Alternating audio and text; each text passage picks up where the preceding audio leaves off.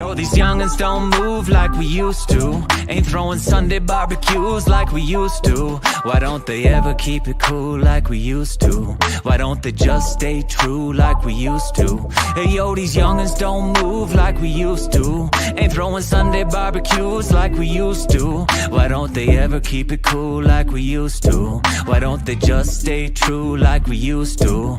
Like we used Moving to. in the slab down the street on some slow shit. 2 miles an hour, so everybody notices. Our senses, right? We can see, taste, touch, smell, and hear. In my element, on a level you never been. Where you got is irrelevant. Do what you never done, and I done what you never did. And my greatness is evidence. When it comes to the money, this isn't a game. I ain't making monopoly funds. Don't run from a hater. Pull up with the heaters and hop out like you hit the block with the sun.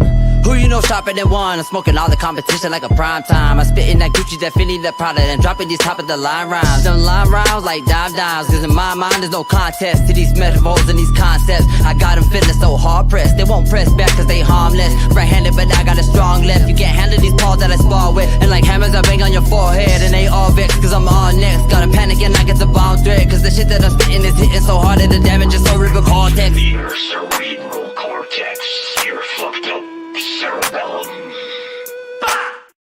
Your cerebral cortex, your fucked up cerebellum.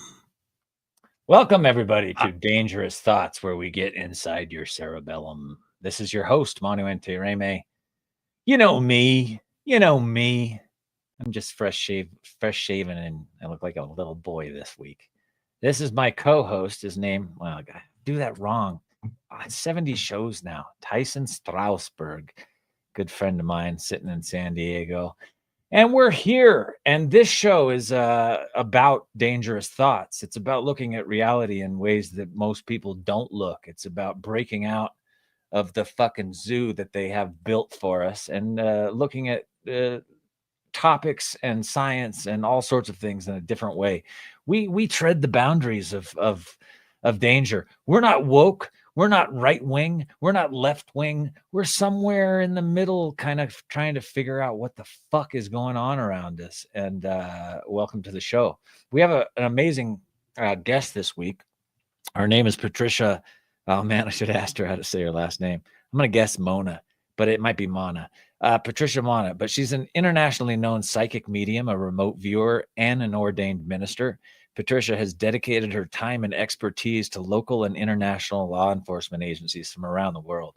So she's a psychic and a remote viewer, but like for real. She actually works for a company called, or an organization called FindMe Now, or just Find Me.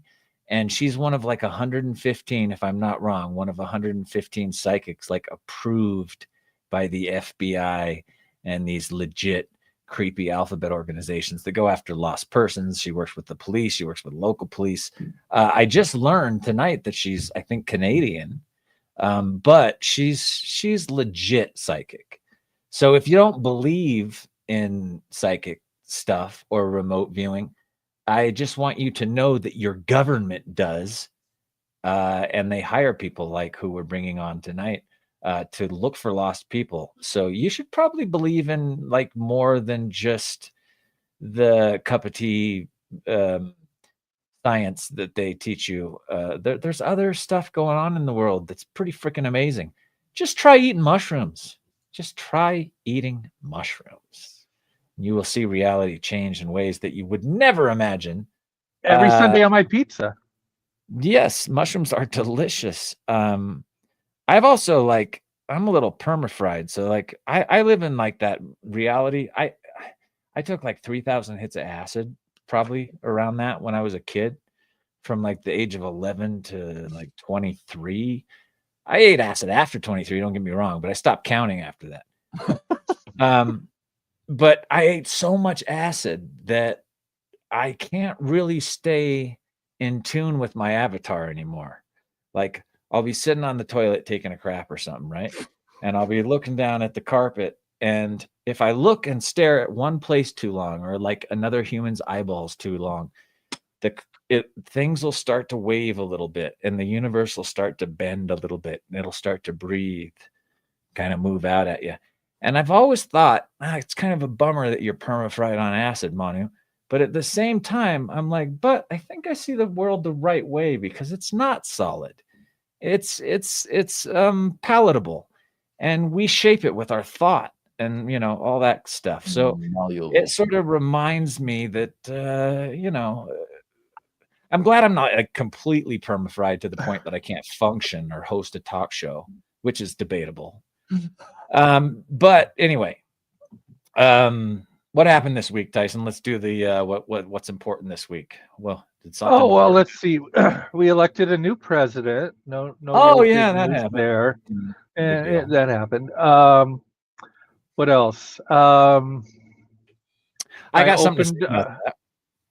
Can I? Well, yeah, please. All right. I even wrote a little something. It happened again. This time on purpose. Oh wow, we're all so fucked. My attitude on this one. This is a big L for everyone in this life, inside and out of America. But if it would have went the other way, guess what?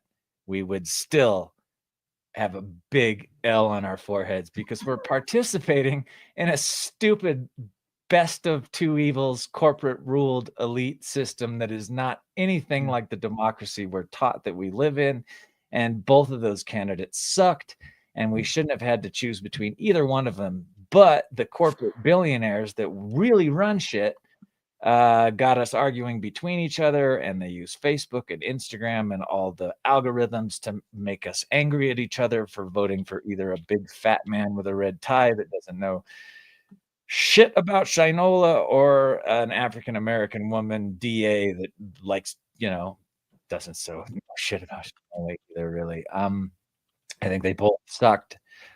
So without being too negative about the whole thing, I do think that no matter which way it went for you, what we really need to do, if you believe that you're a being of light, if you believe you're something that's more than this body that we'll all be leaving behind very soon, it's time to be a positivity warrior. It's time now more than any time in the history of this country to spread positivity and be positive and do your thing. Spread your light, spread your joy, educate, share what you think you know about the world, and work harder to end the ignorance and end the stupidity of what this country has become, which is a very divided, what this world has become, which is a very divided black and white sort of, are you on this side or are you on that side? Pick one, sort of nonsensical thing that human beings are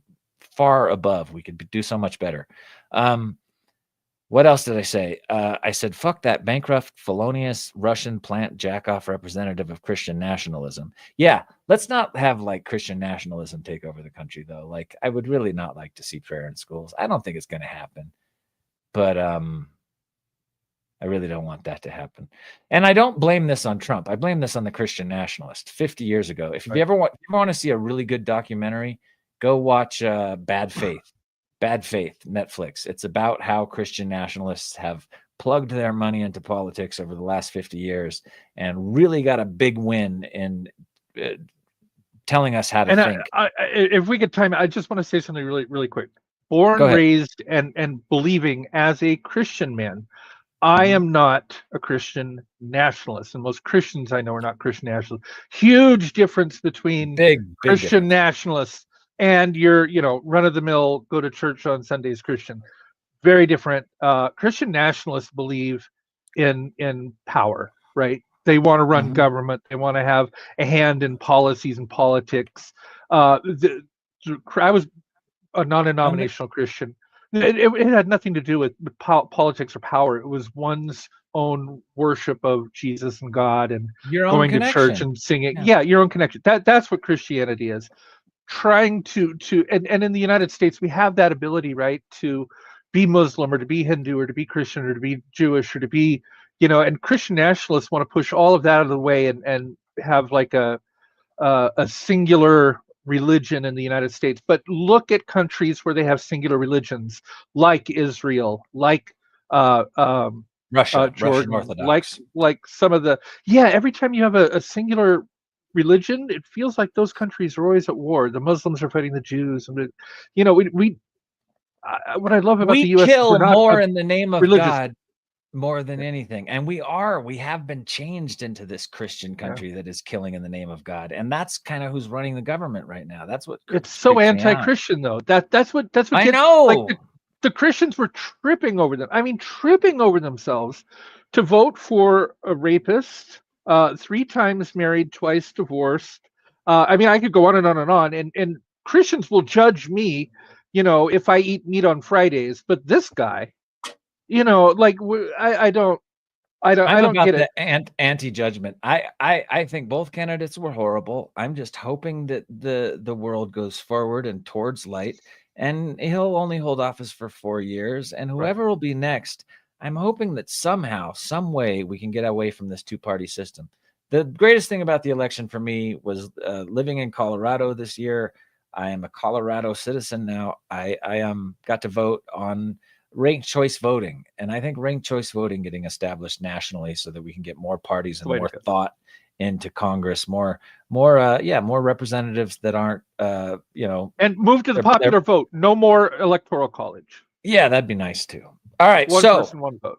We've got an amazing guest tonight, and we've been blabbing away, and I really want to bring her on. And I have all these notes from that I'm supposed to go off of, but really I looked at some of the things that she does for a living and her website, which, by the way, if you want to go to it, also you can go to the place that she does some work for. It's www.findmegroup.com, and you can also check her out at Patricia Monna, MONNA.com. You can also go to at Patricia Monna Intuitive Counseling on Facebook or her YouTube channel. An amazing woman. Here she is, Patricia Monna. We're going to talk about some cool stuff tonight. How are you? Good. Thank you so much for having me on the show. I just wanted to say a couple things. I believe it's www.findme.org because it's an organization. And it's Patricia Monna Intuitive Consulting. That's on. I have a YouTube channel. Yeah, Patricia Monna Intuitive Consulting. What did I say? Did I say intuitive? You said counseling. You said counseling. Consulting. Consulting, not counseling. Okay, I got the wrong. But at Patricia Monna Intuitive Consulting, that's her YouTube and also her Facebook group. All right, so you do some really interesting things. I was gonna actually say this not behind your back because you've been backstage, but I was gonna say this not in front of your face. But it's gonna be very hard for me tonight because you are one of these people that I don't even know if I'm not even certain you're human. I think you might be an alien. I'm looking at you and you have this sort. I don't know how to relate to people like you because you're beautiful. You've got this Barbie doll, sort of like robot. There's a person in there, and you must have. He's trying to say you look perfect, and perfect is very rare in nature. Perfect is rare in nature. Oh, thank you. I'll take that. I'll take that. Well, and I will say, I truly believe that not everyone who's walking around in a meat suit is human. So I don't either. Okay, cool. I don't this either. Is going to be a good conversation. Yeah. But do you know that for a fact? Are you an alien from another I know that for a fact. No. I can't. Suit? I came from my mother. Okay. But no, I can see auric fields and I can see energy. And there's definitely certain groups of people out there that vibrate differently. And I think right down to DNA plays a role with that. And same thing with gifts and abilities and things that are passed down genetically, epigenetics, the study of intergenerational trauma. Well, gifts and abilities are passed down that way too, right? So we got to think where did the origin of humanity come from, right? But I definitely think that not everyone in a meat suit is human. And let me just say, for somebody who's been married 25, 30 years, has 4 kids, you look like you're in your mid-20s. I mean, people would kill for that. Thank you. Would kill for that. Yeah. I would kill for that. Thank you. I think she just might not be, she might, they are keeping the secret because they've told us that we have, they've come out in front of Congress and said we have 5 different crafts from 5 different planets that have crashed here. We have 5 different civilizations, the pilots of those crafts on ice. David Grush has told us that. From the UAP task force, like a deep government whistleblower, has told us that we have 5 different civilizations, biological bodies on ice in our facilities. So if she was an alien, she wouldn't be able to tell us, I don't think, because it's still a secret. I wouldn't be able to tell you, but so far Yeah. from what I know, I came from my mom. All right. The But reason I do she have, looks so you good do is have she's never had a Big Mac. That's why she looks so good. She's never had a That- Big Mac, and never that's watched true, Star Wars, yes. never Yeah. seen Star Trek either, which is pretty amazing. Never I've seen Star never Trek, never seen- seen Star Wars, doesn't participate in television, which and listens to music without words, just Me classical. too. All Yeah. right, so let's get to these questions because you have some amazing talents. First, I was reading all about you as a nurse. So my first question, as a nurse and a remote viewer and a psychic, you say in your bio that you learned how to sense the energy shift that takes place closely before death. How do you Mhm. sense it? What is it that changes, and how does it feel for you? And does the person dying ever become aware of it, or is it just something that you see? I think it's a process, and I think it's a very natural process to come out of your body. Oh gosh, that's a really big question. So I was a palliative oncology nurse for 13 years, and one of the things that I just thought, I thought it was the training. I didn't realize it was a whole ability onto itself. But I could walk into a patient's room and just scan them from head to toe and know where their cancer was, know where their pain level was, even right down to know when they were passing away, because their life force energy lifts out of the body and they go gray. It's like their auric field, what's left of it, what's, coming out, and then what's left, it's a completely different color. And so I have always been able to see energy and see auric fields and feel it.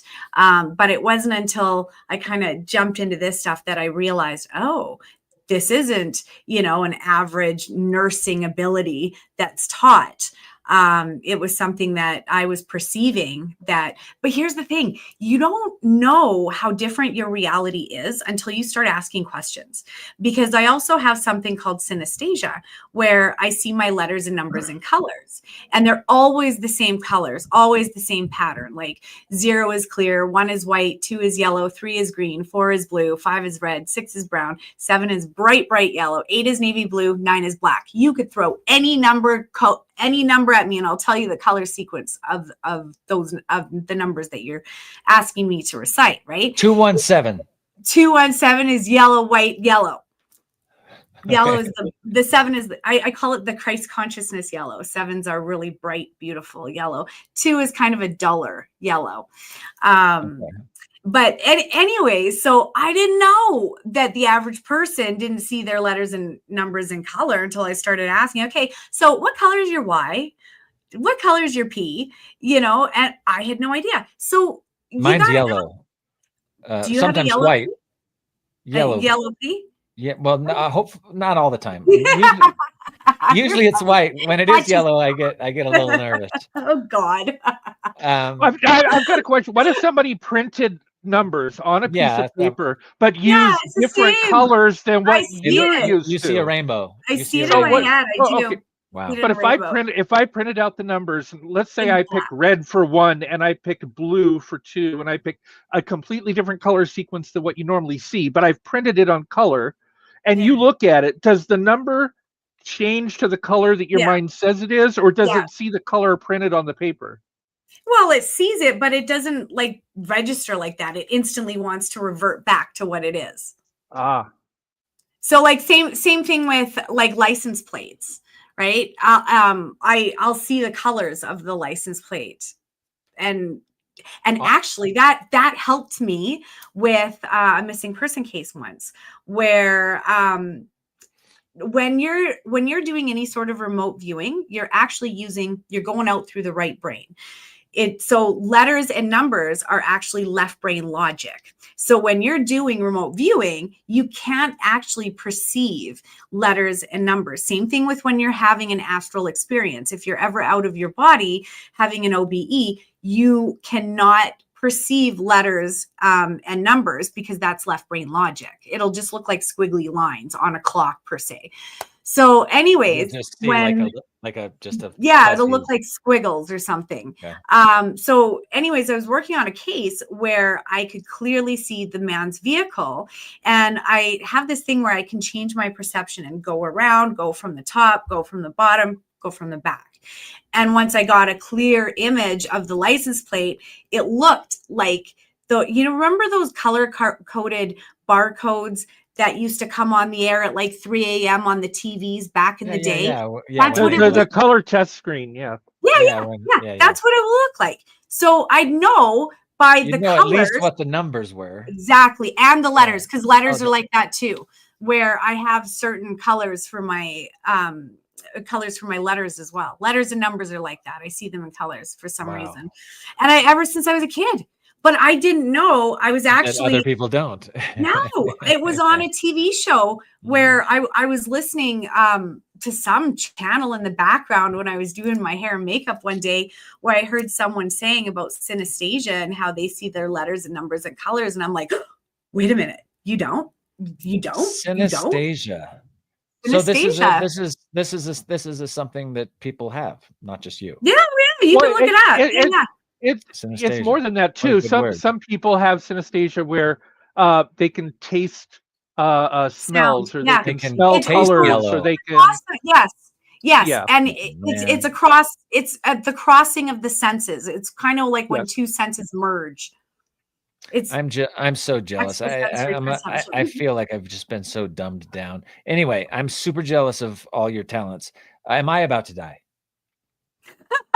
We're all about to die. I hate to break it to you. I knew she was going to go with that one. Get excited. But is my aura turning gray? Am I sick? Can you see any ickiness? Hey, if there's one I can thing handle that it. I'm not scared to death.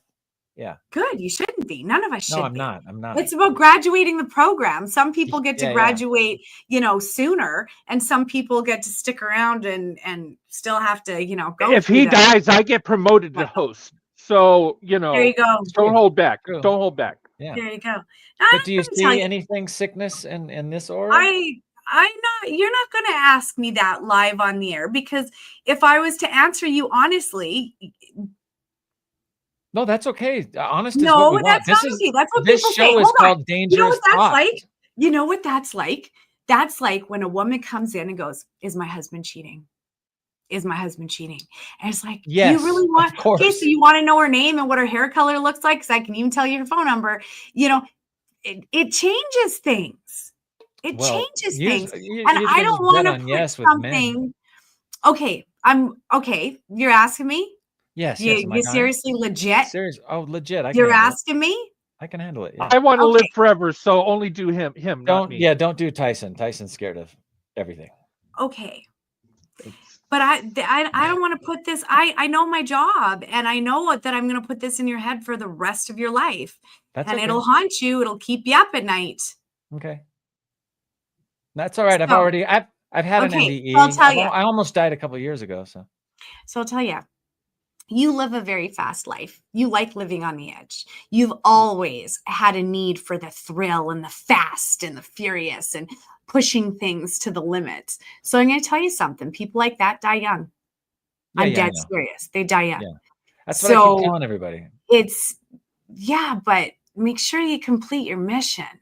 You know what I mean? Complete your mission.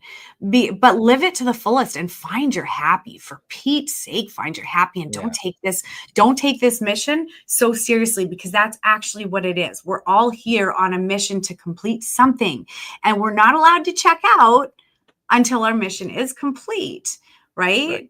But I do believe there are different exit points that we can walk through if we want to. Don't walk through it too young, because this world needs what you have to offer. It needs to hear what you have to offer. So don't check out too young.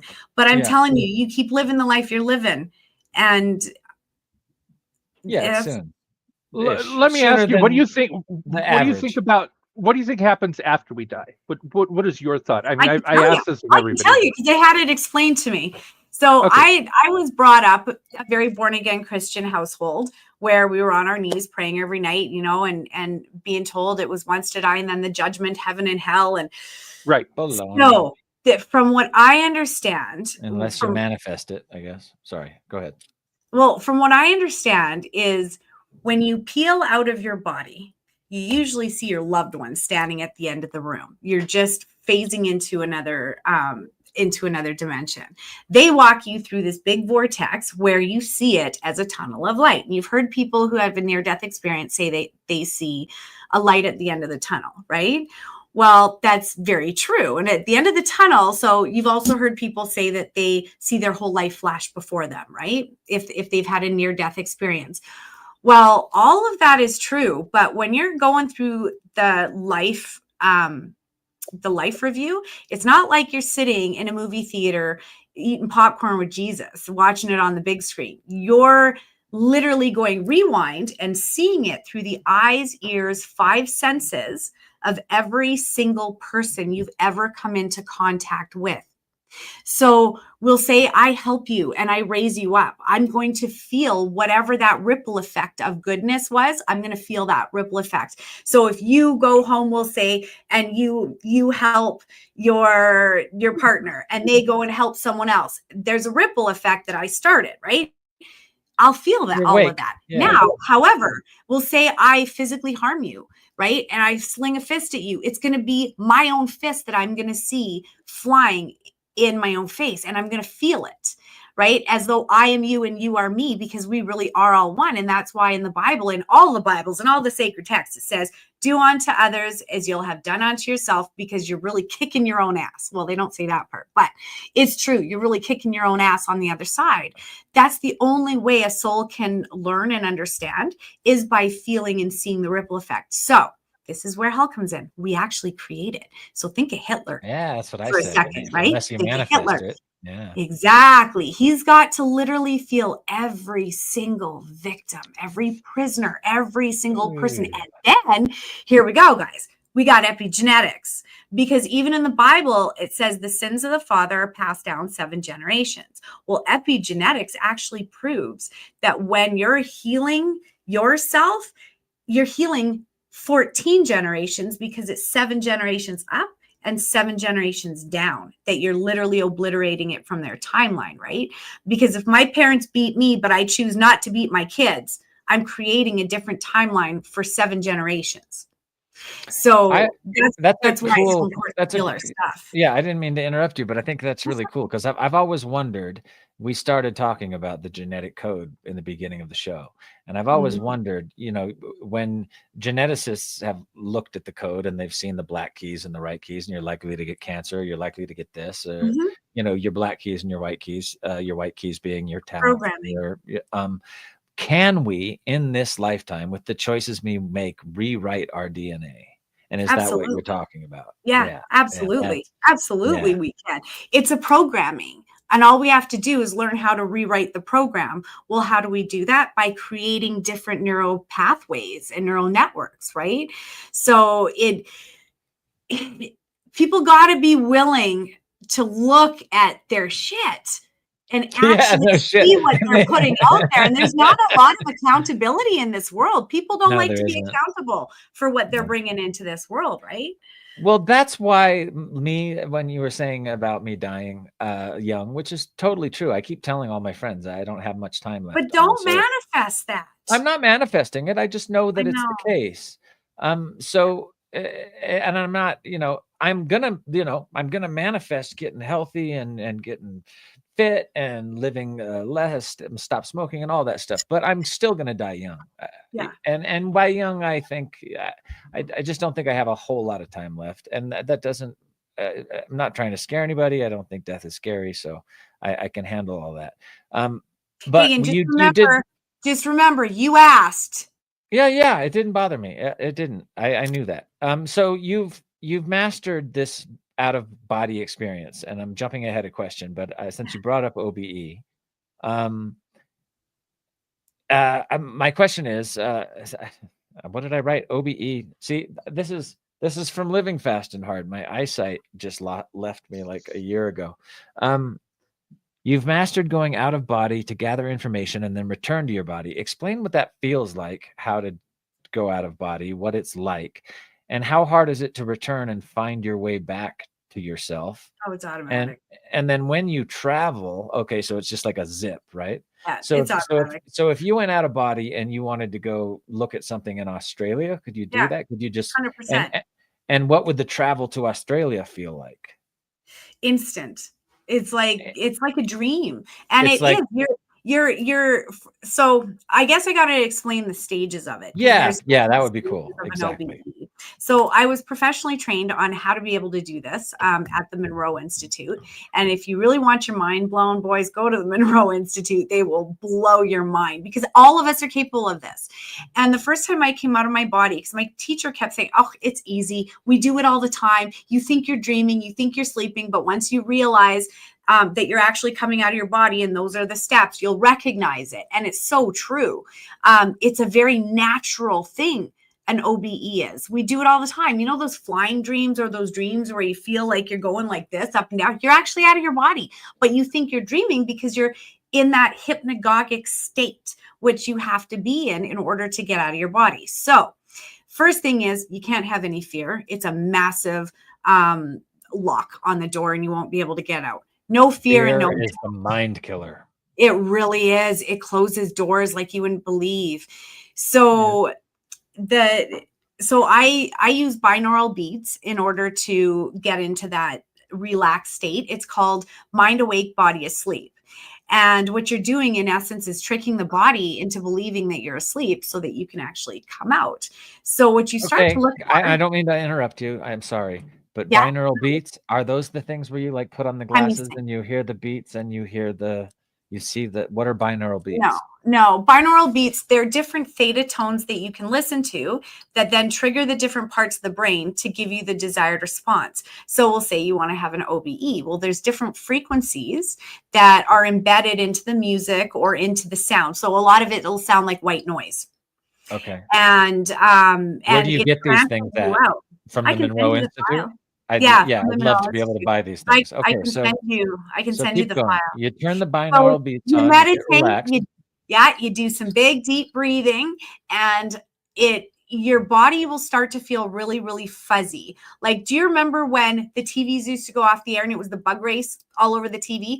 Picture that inside of your body. That's exactly what it feels like. It feels like the bug race. It gets all tingly, and then you start to feel that feeling inside of you, like almost like that roller coaster sensation.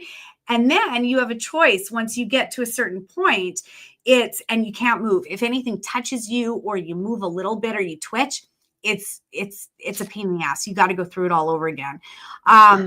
So anyways, once you get all fuzzy and you start to feel that, you can either roll out of your body, you can go right out through the crown of your head, or you can sit up. For me, I sit up a lot of the time, or I'll peel out of my body and I'll feel myself peeling away. And then from there, you can go anywhere. And the crazy thing is that you can absolutely see without your meat suit on. It's not the eyes or the brain or this meat suit that sees. Our spirit sees way clearer than our body does. It's hard for me to see in the distance, but when I'm out of my meat suit, I can see as far as I want. So sight is something that travels with us. And yes, you can close your eyes as well when you're out of your body. I was going to ask you that. Something scares me. If something scares me or I'm traveling too fast, I'll close my eyes and then all of a sudden I can't see. And by the simple thought of closing my eyes, all of a sudden I can't see. But the other thing that I noticed when I was out of my body is you can't see your nose. Did you realize you stared at your nose your whole life? You stared at your nose your whole life. It's full sight that you see all of it. Ooh, so like an octopus. And you travel at the speed of thought. So if I thought Australia, boom, I'm in Australia. If you thought I'm going to go to the opera house in Australia, you'd be there. Boom. Yeah.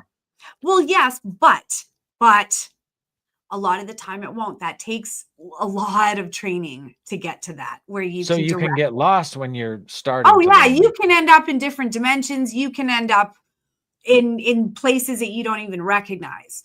What happens when the fear happens? You get snapped right back into your body. You snap right back. You're right back in, and you feel yourself getting kicked back in, or like I've literally been thrown back into my body before. Fallen back in my body. Somebody that you're following on an OBE or looking at, or information you're trying to go look at, if it's a person or if it's another light body or if it's another human, can they put up guards against you and kick you back if they know? You I don't don't know. Have know. you ever I've never, felt that? no. Like this person doesn't want me I've watching and they're interacted.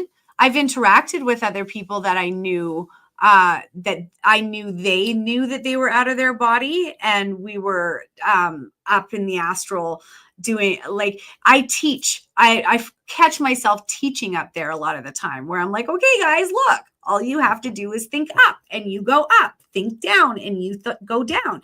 Like, it's when you're out, you travel at the speed of thought. You communicate at the speed of thought. So even, and if you think about it, what is our default language? Telepathy. telepathy, yeah.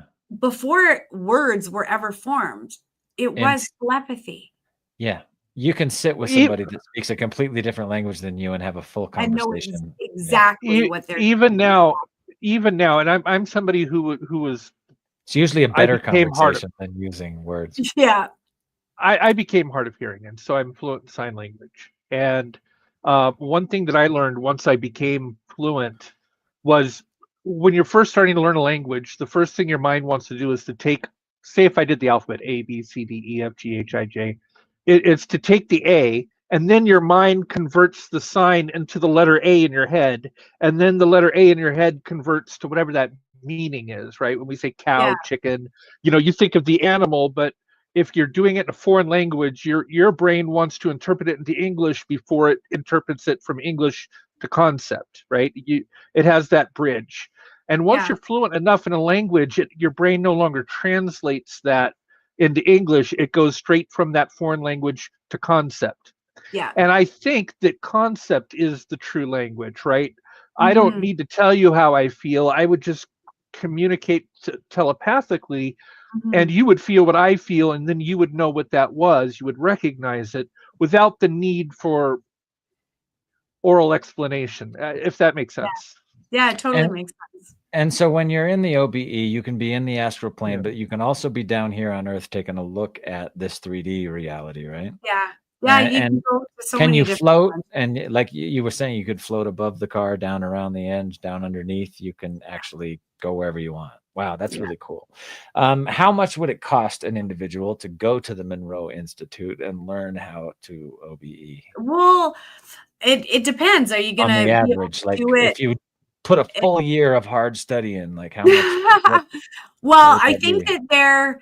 I think that their residential program in Faber, Virginia is around $2,000, which is 6 days, and they train you there. That's what I would tell people Start to do. with? Go there and do it. Because Yeah, they know I'm that they've got programs where you can do it at home, but I don't know. I went there and did it. Like, I'm not paid to promote them or anything. No, I like know that. you're not. I've heard telling you where of I this learned. place, but there's a lot of people Mind-blowing. that are raving about this place over the last I don't know, how long has it been there? 30 years or 20 years or Yeah. something? Yeah. I definitely want to go study there. Okay, so then we talk a lot about in this show, and I think a lot in this show about the reality, just the nature of our reality, and these powers that you have, and that the masses are, I would say, mostly unaware of or tuned out of, or a lot of people think it's a bunch of hooey. But they suggest to me that we're way more connected as a species than this. Help me out with a vocabulary, Tyson. The status quo would like. I got it. Thanks for the telepathic sending it to me. You're welcome. The status quo teaches us. It suggests to me that we inhabit these bodies are much more linked, and that the whole reality that we're in is some kind of avatar-based spiritual simulation. What are your thoughts on the nature of reality in this life and the afterlife? What the fuck is this? Well, the way what you just said, I'm kind of leaning towards that there's so much we don't know. We don't know what we don't know. And that's what drives me mental with skeptics. I go, oh no, that's not real. Oh no, she's got to be How do you know? charlatan. It's like, oh my God, if you you didn't study it. knew. Yeah. If you only knew how real this stuff is. But the sad thing is, I don't know, does it make them accountable in their life? Because here's the thing. Here's my question to you. If this is real, what else is real? What else is real that you don't know? Because we don't know what we don't know. Same thing with, is there a God? I want to make sure I'm living the best life that I can, leaving this place a lot better than I found it, and doing my job the best I can, because I do believe I have a big boss up there, and I want to make sure I ace my job, and I get a thumbs up when I go home. But is that from your Christian perspective, or is that from other things too? It's us, from everything. I absolutely know there's a God. Without a shadow of a doubt, I know that there's a God. Yeah, me too. And I know that there's a power that works through me every day with what I do. Like, there's no way I would be able to do this job if I didn't have that connection. And I may have a bit of a potty mouth, but man, I know how to flip and pray. Every day I put my hands up in the air and I just say, Lord, use me as an instrument of your peace. Work through me. Give me the words that they need to hear in order to enrich their life. Boom. It comes flying out of my mouth. I know exactly what to say. I know exactly where the illness is. I know where they put the dead body.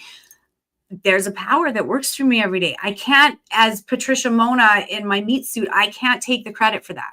The work that I do, I know that it comes from a higher power. I know it does, right? And all of us can have that connection. It's not just me. It's just, nowadays we are so pulled into the 3D and that everything that's outside of us, that we have no idea how to look inside of us anymore. And it even says it in the Bible, the kingdom of heaven is within you. It's so true.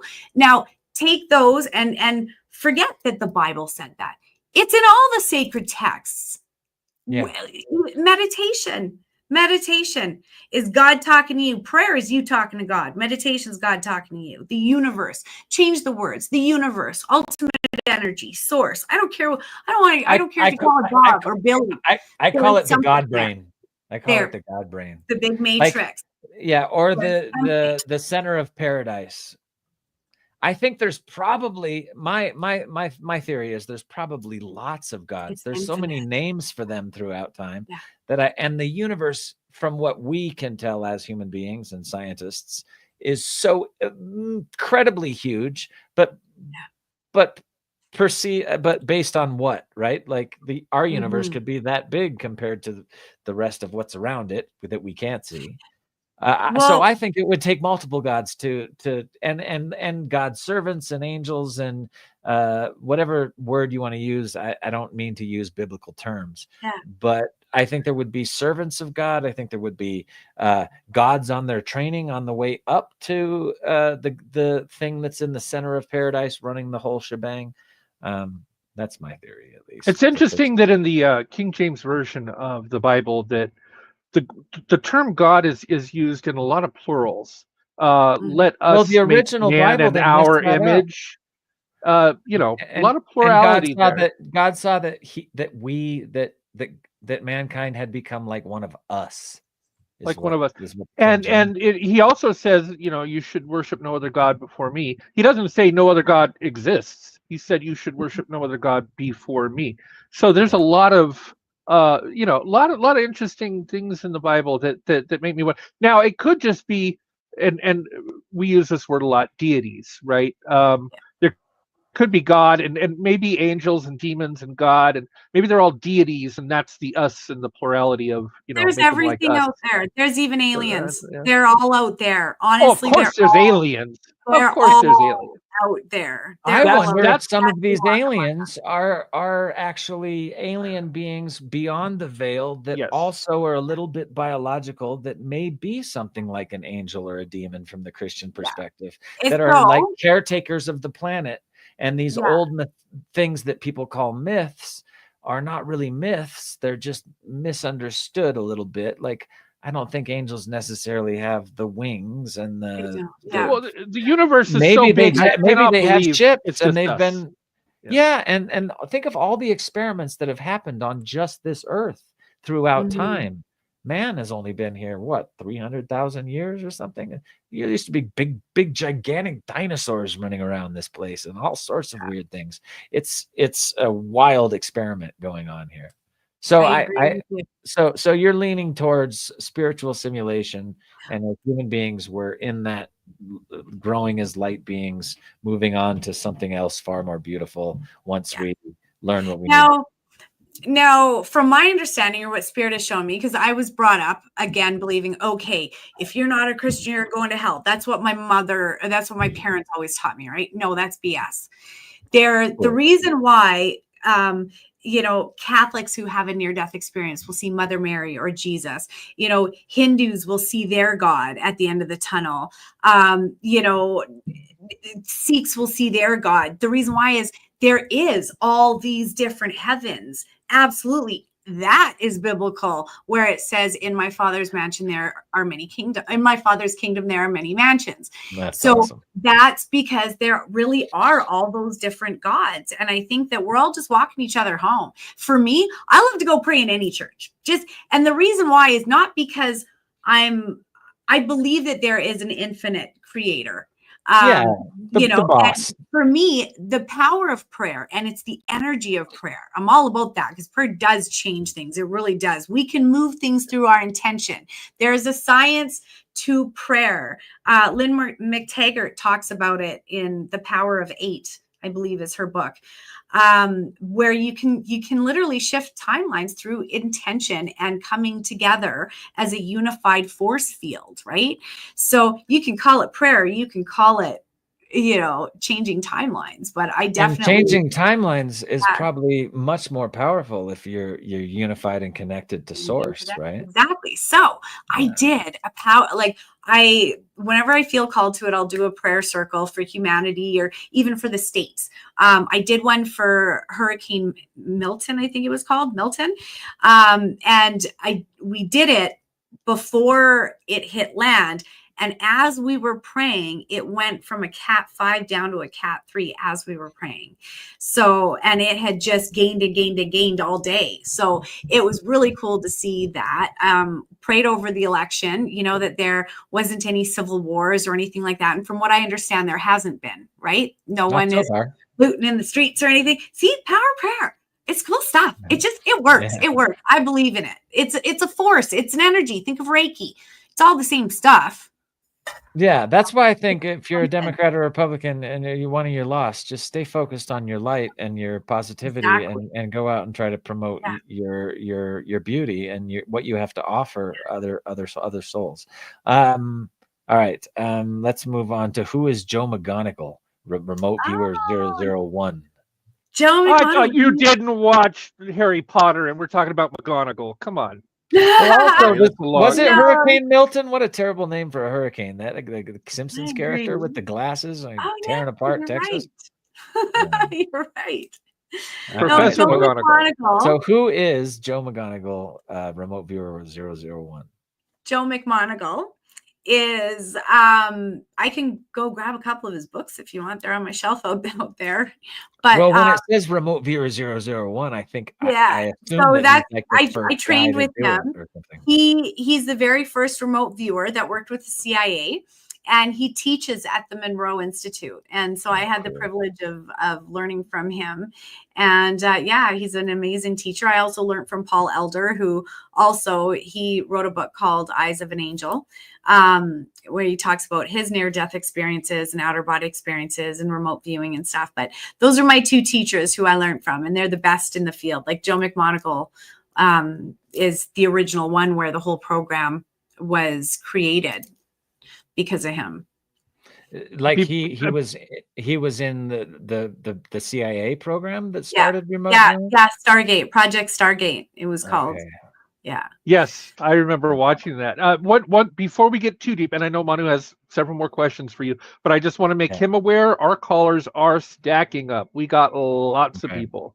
Just all right, so then I'll fire through these a little bit. And he still trains people at the institute? Yeah, he does. Yeah, okay. he does. Still there. All right. So you must have a decent insight into the privacy state that we live in. I feel like we are watched constantly 24/7. As citizens of America, we're watched, we're listened to, we're recorded, we're spied upon. This very conversation is being recorded somewhere and tucked away, and a supercomputer is analyzing it and analyzing our behavior and figuring out how to sell us stuff. As a remote viewer, do you feel like you participate in that in any way, shape, or form, or is that? And how do you feel like beyond just humans remote viewing? Do you feel like there's quantum machines and supercomputers doing it to us? Well, it's kind of biblical the way this time is moving towards, because it talks about the mark of the beast. And if you think about that, that will be the microchip that is either on the back of the hand, the forehead, or the back of the neck. Oh yeah, the back of the neck. And that microchip is going to have your SIN number, your healthcare records, your driving records, everything. And they're going to say, oh, it's in the name of privacy. Oh, it gave me the chills. I'm praying it's not in my lifetime. Yeah. Because I mean, look what they did with COVID. In Canada, we weren't allowed to go anywhere unless you had your QR code, right? So look at how close it was similar here. It was similar. Yeah, we had our card. Yeah, but they didn't freeze your bank accounts. Oh, So- no, God, no. No. Like it was bad up here. It was bad. They froze your bank accounts? They wouldn't let me go to my really expensive gym unless I had my They wouldn't shots. let you. You weren't even allowed on public transit. It was bad up here, you guys. Whoa. You guys had it easy. You don't know what it was like, what Trudeau did to us. When Like, you got it on is- trains you or talk to any buses, you had Canadian- to show Oh, your yeah. card. You were not allowed Wow. on a bus unless you were vaccinated. You were not allowed on a train, a plane, anything. You were not allowed to travel from province to province. Oh my Like, God. you guys, I don't know if you know how bad it was up here. No, I So- don't. No, so that's the policing state that Canada and Australia, because you got to remember, Canada and Australia were all under the Commonwealth, right? So we're Yeah. ruled by the same big eye in the sky, whatever you want to call it. England. So they got it too. They got it too, as bad as we did. And I mean, it was happening to your neighbors up north, and nobody, honestly, it felt like nobody cared. So yeah, he closed down businesses. God, there was people reporting you for having grandma at your kitchen table and throwing the whole house in jail. Like, it was really bad up You here. witnessed some of that kind of stuff, or people that happened to friends and family? Of course. Oh my I'm God. That's leftist vaccinated. policies. Dude, I was out there with my sign at all of the protests because I saw that what they were doing to my country was wrong. And I saw that it was moving a lot more towards the China ideology that our prime minister seems to love so much. He praises China. Ugh, I shouldn't even talk politics because it's funny because I'm we still do it unvaccinated. in I'm America. unvaccinated. So I was the person that was not allowed in restaurants, in theaters, on a bus, on a train, on a plane. It didn't matter if your mother died. You were not going anywhere. I wasn't allowed in hospitals to see loved ones. Like, loved ones died alone. And it was terrible what happened up here. You guys had your freedoms down there. Yeah, there was a few states like California and New York that kind of got close to what Canada was doing, but even that, They like, locked us down for a couple of weeks. I live in They were California, which is throwing why our I think people I in was jail. I was feeling that. They because I scared also us. work for a health. They locked us I down work- for a couple of weeks, but then they scared us into staying. They inside locked for us years. down. They locked us Yeah. down for 2 years. Oh my Years. You guys were allowed Oh. to travel the whole time. We were not allowed to even fly to the next city if you weren't vaccinated. Wow. It was And this was a vaccine that they made in what, 2 hours? exactly. That's crazy. All right, It was and that look, hey, convenient. I'm not pro-vax or anti-vax because truthfully, I don't know how they made the vaccine so quick. I'm a guy that's been vaccinated 5 times and had the boosters and all that. I know people that have got the boosters and been vaccinated that died of COVID.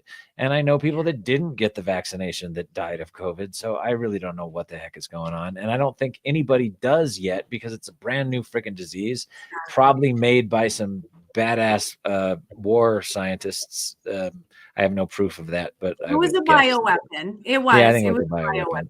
It was. All right, so we've got a full list of callers that really want to talk to you. Away. But I do have three more quick questions. One, you predicted someone would win the lottery. What's the story with that?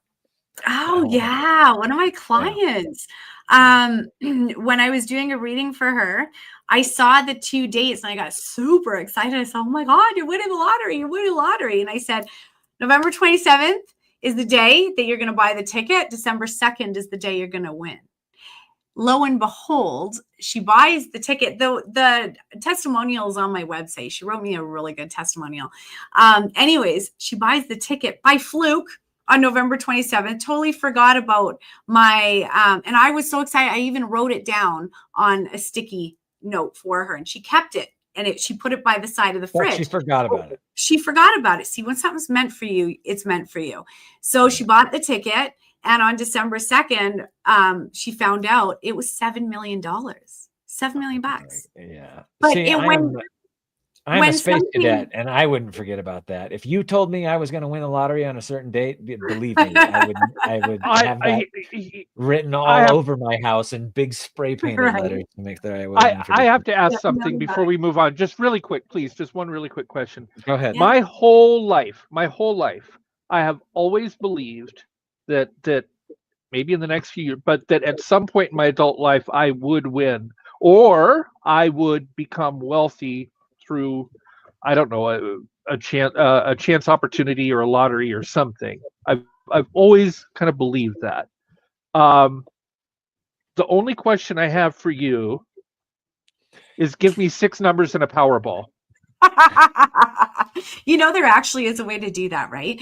But I'm going to tell you guys a little story. Okay, so you think you want the lottery. You think you want the lottery. No, you don't.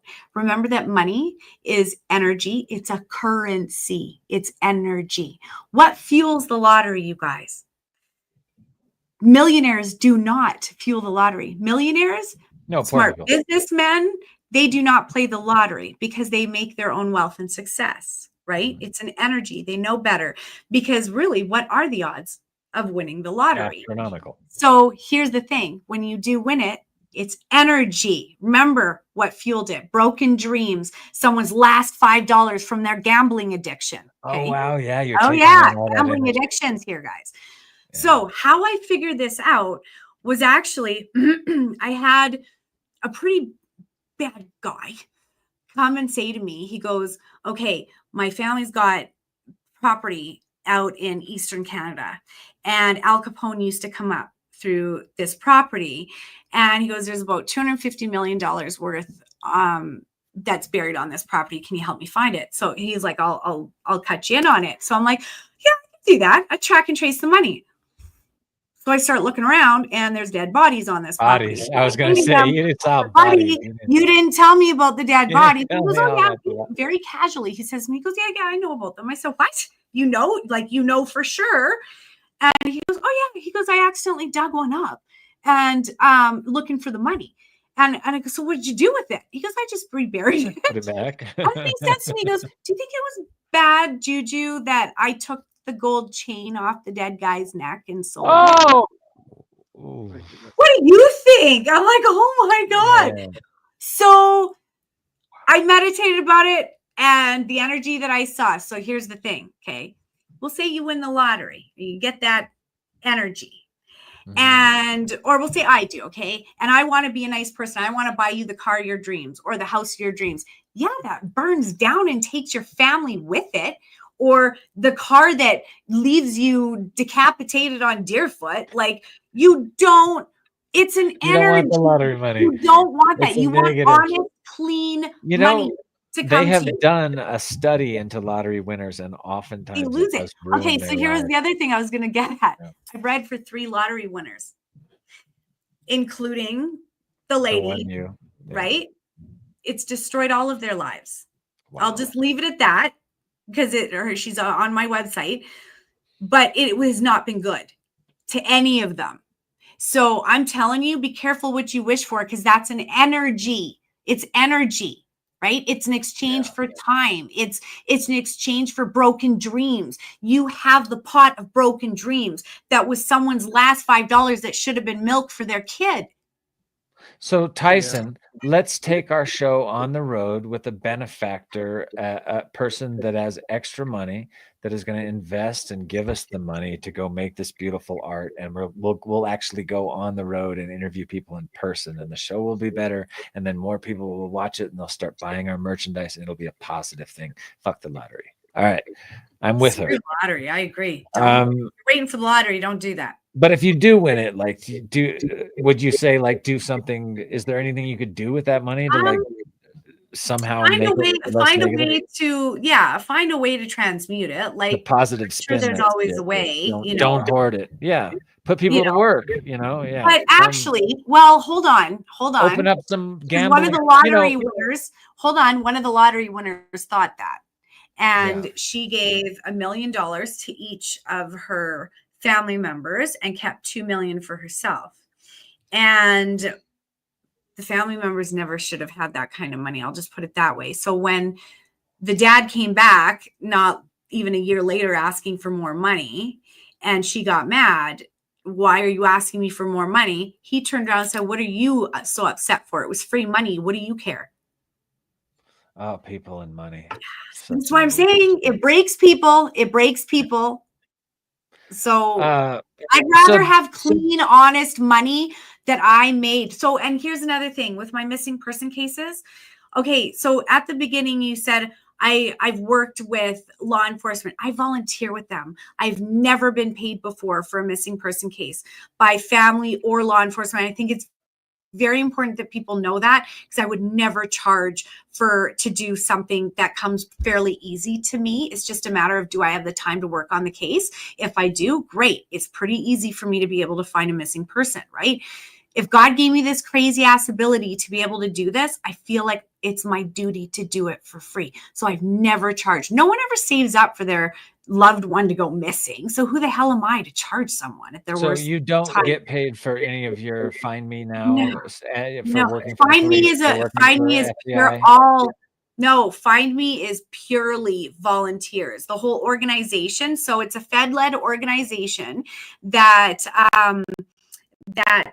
is nonprofit, but everyone in there is all like FBI, search, track, and rescue, cadaver dogs, linguistic specialists, handwriting specialists, body language experts, forensic psychiatrists. Like, they got everyone in there, including 115 vetted psychics, where we have to, you were talking about percentage at the very beginning, and a very good psychic hovers between 35 to 45%. Right. Yeah, we have to be at 85% or they won't even look at you. So what they do is they will take a case that they know that they've solved, the insides and outs, right? They'll give you a picture. What happened to this person? Where are they? Show us exactly where they are and what happened. They know everything that happened. Now all they have to do is see how accurate you are, right? So it's fascinating, and the background checks and everything. It's a big deal to make it as a volunteer on that team. Yeah, so that's for the U.S. Coast Guard. So like we have a psychic on tonight that passed like the test to work. Yeah, I found 35 to date. 35 missing people I found. So it works. It absolutely works. That's amazing. All right, I'm gonna let everybody ask you their question. I'm sorry. Can you stay for another 15 minutes or so to let these people come on? Yeah. There was one other thing that I found really interesting. A flood happened in somewhere, and you found 6 out of 8 of the missing people that got taken away. Oh, it was in Texas. You said beforehand that you couldn't tap into 2 of the people's energy, and you told the people in Texas, I'm not going to be able to find 2 out of 8 of these people because I can't tap into their energy. You couldn't tap into them because they had passed on, or you couldn't tap into it? All of them had passed on. It was just, for whatever reason, I couldn't hook into their energy. So everybody has an energetic signature. And all I need generally is a picture of the person. And it's great if I have a starting point, if I know where they went missing from, which I did in that case. And I was provided pictures. So as long as I can tune into their field of energy and hook in, I can find them. I can see what's around them. I can see what happened to them. But for whatever reason, those two victims, I couldn't tune into their field of energy. I couldn't see them clearly. And to this date, they've never been found. Wow. So the Native Americans are right. I mean, a lot of the Native Americans' thought process was right. A picture captures your soul. It captures your frequency. So if you see a picture, it's energy frozen in time. For sure it does. Oh, wow, man. Absolutely. Oh my goodness. And this video is what, 27 frames per second. So imagine. Well, I was asking Catie earlier if she was watching us be pre-show, and it turns out she was. She says she was. We were arguing over left and right and who's the greater of the two evils, and then out of nowhere. Oh, I was there too, because I came on and politics. Was it because the mic was on, or because you were hovering over us in an OBE? No, I was in the corner where it said I was in the holding room or whatever. Oh, okay. Just hear you guys going. And then I brought her onto the stage, and I brought myself onto the stage, and you guys didn't know we were there. So. No, but before that, we were like for 15 minutes, we were just making these stupid arguments about, and this is the problem too. Like ever since the news has become so slanted, 20, 30 years ago, the news wasn't as slanted. Now it's just like, it's just all propaganda. So if you watch any of the channels, you're going down that propaganda line, and then you're in the U.S. like a parakeet in the U.S. Yeah. Like a parakeet, you're spitting out all the propaganda that you're hearing. All right, so let's take some callers for Patricia. We got Monna. 6. Is it Monna? Mona. Patricia Monna. Cool. All right, so let's take them and knock out these questions for the genius. I think the first one we have is Mala, also in Canada. So let's. I'm going to put Mala up here. Mala, go ahead. I'm not quite sure how to help you with that. Oh, hey, everybody, why did we take all 6 at once? Mute your microphones if you... Sorry, I've got a cat here trying to steal the spotlight. How are you guys tonight? Good, wonderful. How are you? Good. I have a question on whether or not you've helped assist with IgG testing and stuff, like cases that were being built around the investigative genetic genealogy. No, but that sounds absolutely fascinating. Right? That's scary to me. Fascinating. That does. That sounds fascinating. My email is info@patriciamonna.com if you wanted to email me about it, because I've never heard anything about that.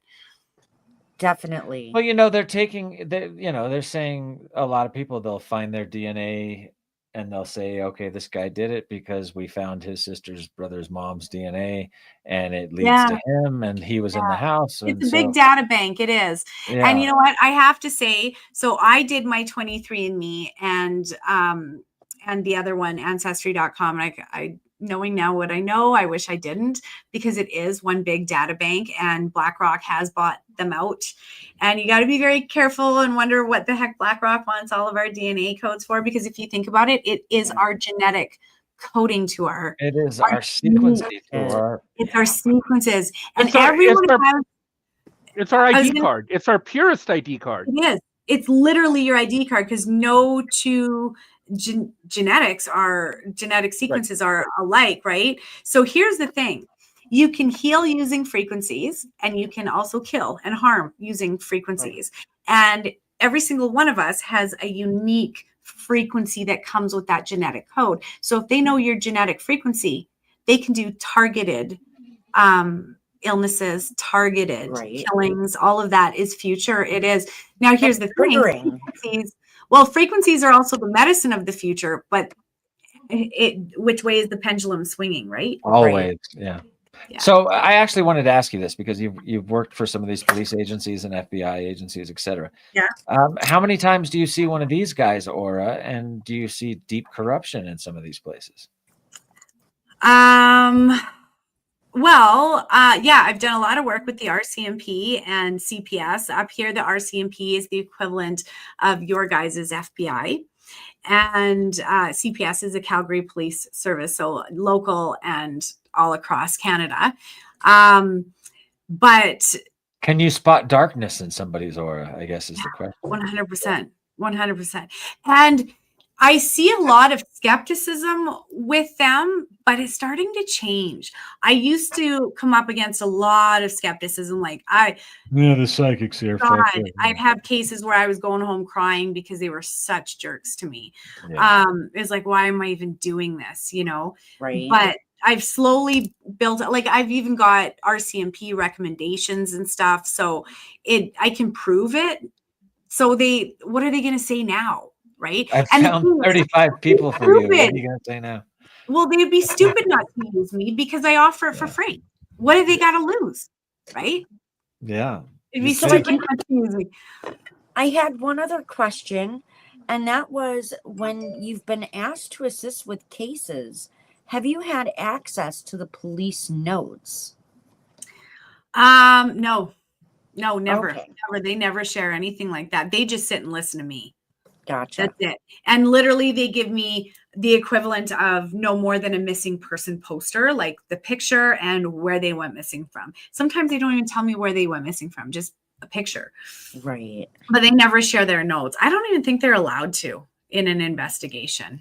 So, you know what scares me more about the DNA thing is, and I'll just leave this short and sweet, but you know how, like, with OJ, we found out OJ, of course, did it, but those two cops that worked on the case literally went into his blood, pulled some of it, and went and dripped it places they wanted it to be just to cement the case, which is why, you know, partially why he was found not guilty when he obviously killed that girl. Well, have you? But like, I think with this DNA, all they got to do is add it, stick it somewhere, and you did it. It's then creepy to me. We also have the case of the Golden State Killer, where he was caught based on the IgG testing and the DNA, but they arrested a cousin thrice removed before they arrested him, and that's how they ended up finding him. And that poor guy, he was arrested. He was held in jail for like a month before he was exonerated with DNA. And it makes me question, like, how fallible is it? Because if they can get an ancestor and say, okay, well, you're related to this ancestor, so it must be you, when it's really someone distantly related, that's an issue for me, right? Yeah. And how fallible is it, and how easy is it to use to frame people? I'm sorry, did I interrupt the question? No, the answer? No. Did you? Okay, she answered. Okay, cool. Who's next? All right. Thanks, Mala. Nice to see you. Next we have Catie, all the way from England. Catie. Hi, Catie. Good morning. Good morning, Catie. I love England. Is it raining? I'm not 100% sure. I can't hear it, but it's actually been pretty nice the last couple of days, which I've been thankful for. Oh, good. But no, I have a couple of questions. But first of all, I just want to say your aura is on fire tonight. Oh, thank you. I've only seen this once before, but earlier I saw a full circular rainbow that completely encompassed you, and I know that's very rare. Wow. Thank you. Thank you. I just wanted to say that. What's a full circular rainbow mean? It's very rare, and it's innately spiritual. So she's got everything aligned. Yeah. It doesn't watch TV. I'm gonna stop watching TV. That's it. Start focusing on my chakras. Is basically extreme alignment, intuition, and a very deep spiritual connection to everything. It's quite special. Thank you for sharing that. Thank you. I also want to tell you something really quick, and Catie, I'm going to bring you right back. I'm just going to steal the screen for a second. I have a bottle of lorazepam here, and I take it because I have anxiety and I have nerve issues, and I was at the beginning of the show, especially, thank you, Manu, for starting off with, am I going to die? So, I had some nervousness. Yes, and I was. You said the right answer. We're all I out was, of here. Soon. I I'm was, not gonna I was feeling a lie. little nervous. But so I was getting ready to take the pill, but I It's said, no, okay. let's Death stop. is Let's one stop. of the best things that's But going to happen to us here. in this conversation, I don't know what it is about Patricia, but it was something about it. Like I was focusing on you, and I just started getting very calm. Like I didn't take the pill. I haven't taken the pill, and I feel better than if I had taken the pill. I'd have been dulled a little, and it would have, my nervousness would have gone away medically. But you've done something very naturally that's taken that nervousness away from me, and I love that. Can you do that kind of stuff? Can you do healing and stuff? Actually, yeah, because everything is energy, right? And regardless of if you're in England or in the States, when we all connect up in the quantum field, we create a unified field that we tune into in another dimension, right? So I actually teach meditations both online and in my meditation studio, where it's a transfer of energy. And so when you're feeling fried and you're feeling like this from anxiety or even the low from depression, your system is obviously dysregulated, right? And it can be emotional dysregulation, it could be physical dysregulation, but it's dysregulated. So the first thing that you should do when you're starting to feel like this is actually shake it out, go like this, and jump up and down. No, listen, because think of it this way: when what does a deer do when it's just had the crap scared out of it, and a deer in headlights? It's going to run off, and the first thing it does when it gets to safety, it's going to buck and it's going to shake and it's going to get that discharge of energy out of its system.